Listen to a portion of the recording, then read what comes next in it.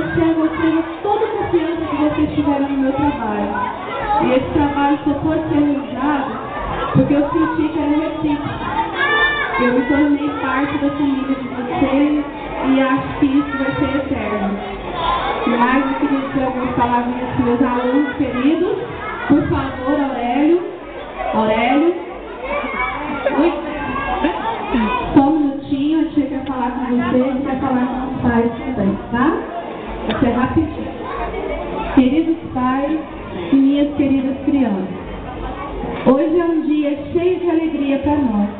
Passamos muito tempo juntos, brincamos, aprendemos, tivemos momentos ótimos e outros bons e alguns até ruins.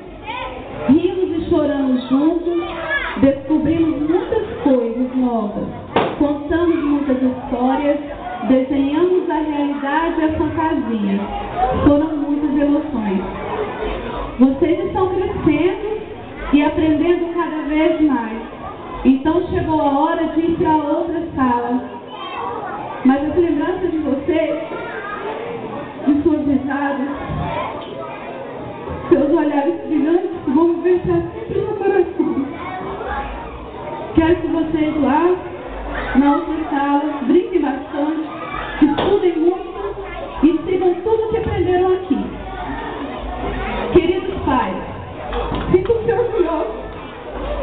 Seus filhos.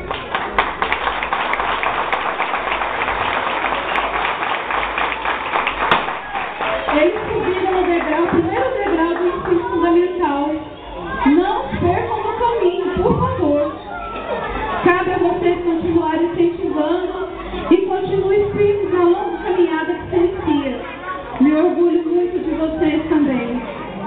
Pela união, pela disposição em ajudar em tudo que foi preciso. Nós somos parceiros e foi aí que aconteceu essa maravilha de mediação. Porque quando a família participa, apoia a escola, a eficiência do ensino acontece efetivamente e o sucesso é garantido. E lembre-se daquilo que eu falei em toda a reunião. Seu amor sem exigência humilha. Sua exigência sem amor revolta.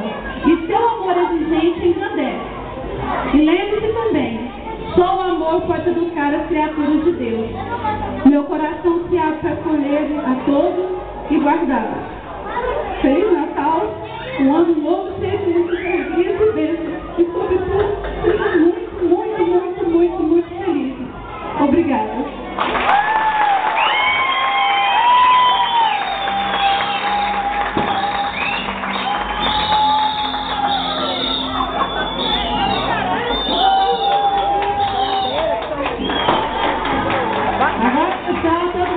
Vai derrubar bem, deixa eu fumar.